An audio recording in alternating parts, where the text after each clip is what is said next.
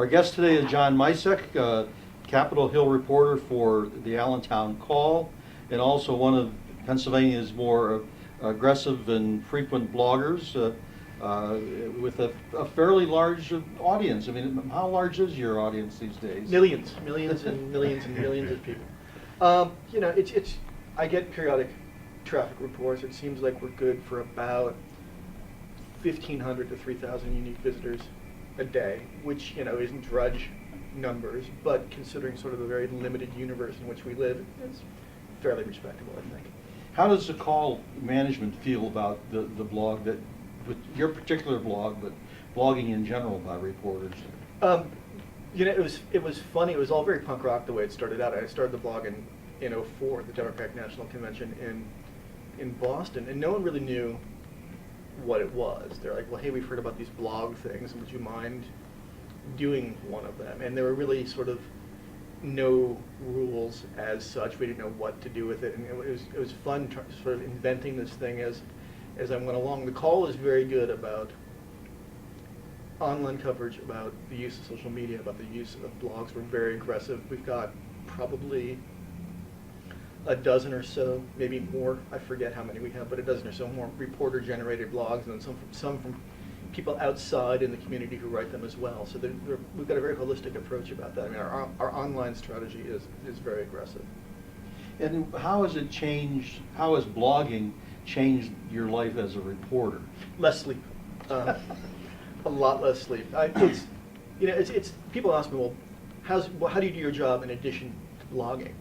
And I think that's sort of like a false choice, because it exists on a continuum. I mean, blogging is now very much part of what I do. I mean, the product hits as you know, I mean, the 24-hour news culture the way it is now. By the time the newspaper comes out the next morning, most people already know what's happened. So the job of the paper is to put really like a second-day lead on a first-day story to move the story forward and explain to people why it matters. So now I'm living most of my life online. Probably 60% of my time is spent generating content and coverage for the web. So it's fundamentally changed the way I think.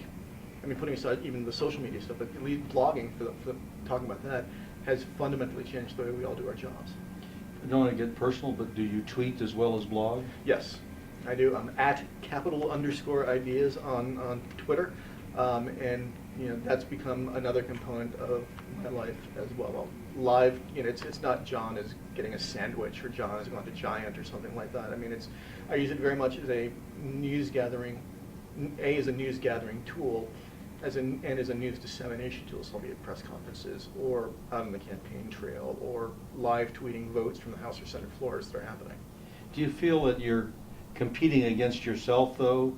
You're nibbling at the apple with the tweet, you're eating the whole apple with the blog, and then the paper gets the core. It's very much cross-platform now. Because it's funny, like the tweets from the quotes, say from a House debate, for instance, the quotations from lawmakers then serve as the basis for the quotations that go into the blog posts.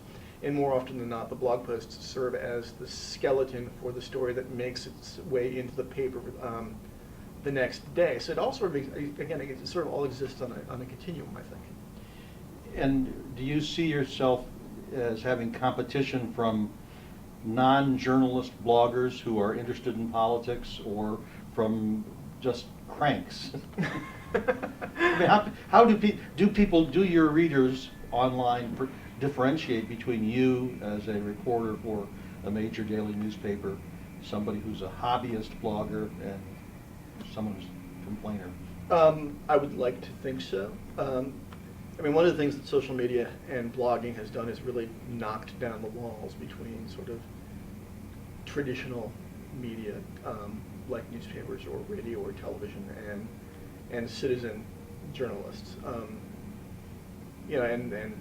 the cranks will always be with us, won't they? But there's I think less differentiation now. You can go onto WordPress and sign up for an account and hang out your shingle and call yourself a journalist. And I don't really have that much of a problem with that. I mean, I think that the more diversity of voices added to the debate, the better off for all going to be. I mean, that said, I mean, there are some who come to the table as news gatherers and sort of adhere to what we traditionally refer to as journalism, and then there are those who sort of fall into the National Review Nation school of blogging, where they come to the table with a very pronounced partisan point of view, and they write from that perspective. I mean, I think that's sort of, as long as you learn to sort of differentiate between that diversity of voices, I think you're okay.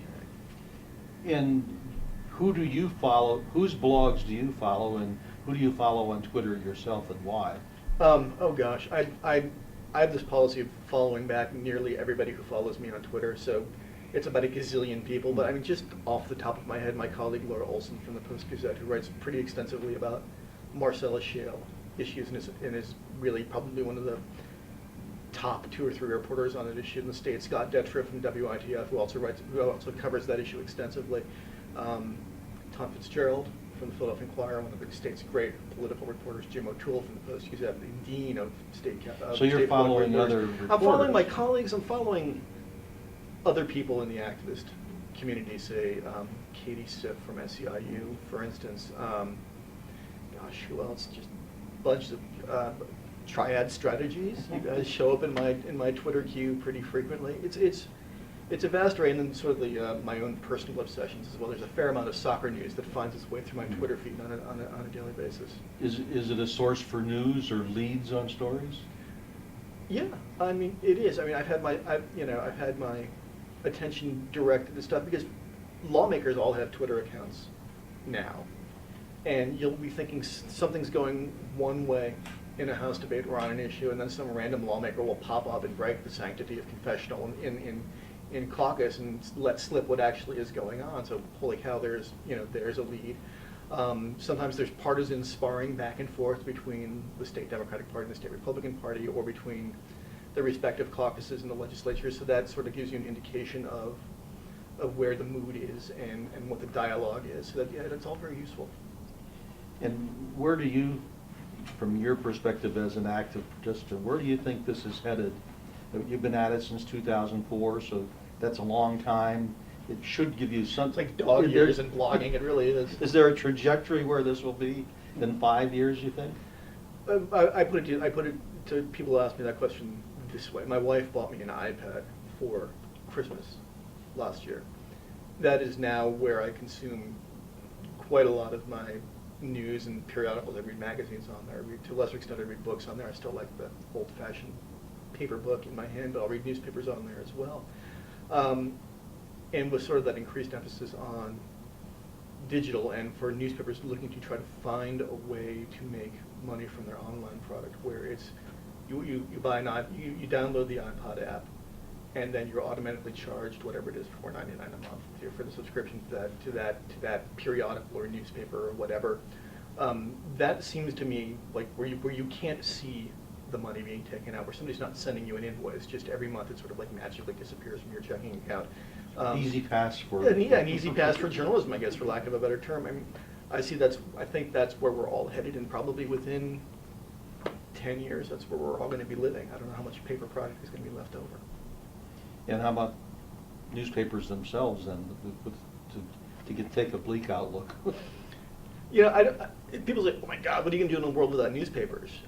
I don't think it's going to be a world without newspapers. I mean, I think the product will transform in some way. I mean, the newspapers I enjoy reading the most online are those that I can actually swipe with my fingers so I can turn the page, and it actually looks like a scanned edition of that day's newspaper. I think that's probably what's going to end up happening. I mean, you may not be able to go to the honor box at the corner and put in your 50 cents or whatever and take your newspaper home with you, but something that looks like a newspaper, that feels like a newspaper, just existing in a different medium, will be with us. And the function that I perform, which is the gathering of random assortments of facts and opinions and that kind of stuff, and then shaping them into a coherent narrative for consumption a half an hour's time after I write the story, or the following morning, or 2 hours later, or whatever.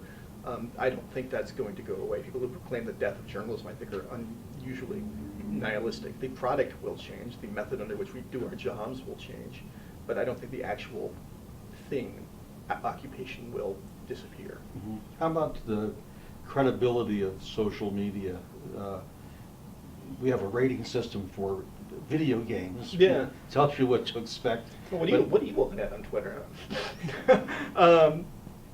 No, I mean, the credibility. I mean, that's sort of like the fundamental issue, isn't it? I mean, I try when I write on the blog or when I tweet something, I bring to that the same sets of rules and assumptions that I have when I do my job for the newspaper. I don't see it as any different. Like there's not a different set of ground rules for blogging. There's not a different set of blog rules or set of rules rather for tweeting. You know, you don't tweet anything that you know to be wrong. You don't tweet anything that's poorly sourced. You don't blog anything that's poorly sourced. The same sets of rules that enable me to do my job as a journalist enable me to work within this new medium as well. How do you see legislators using social media?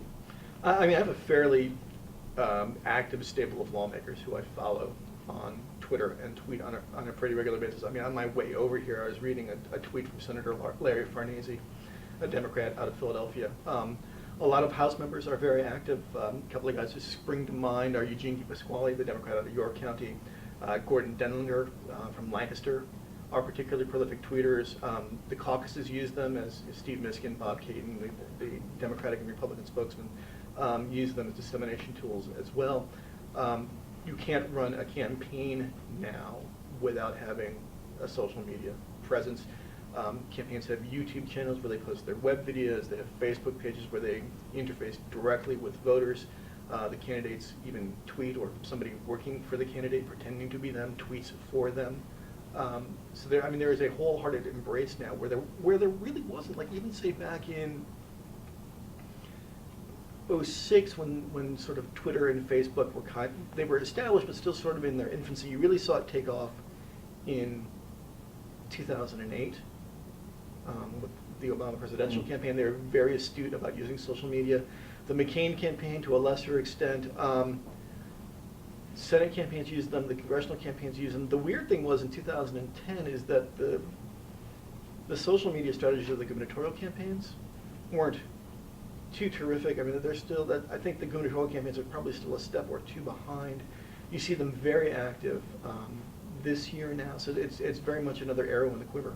But I don't see the presidential campaigns as turning, any of them as turning on a social media innovation anywhere. Am I missing something that I'm out of the loop? I don't. It's not that they've broken new ground and come up with some sort of new social media tool. I think it's the embrace of it and the effectiveness of it as an outreach device to voters. The Obama campaign in '08 struck me as very astute because they knew who they were targeting. A younger constituency, a new voter constituency who was more plugged into that.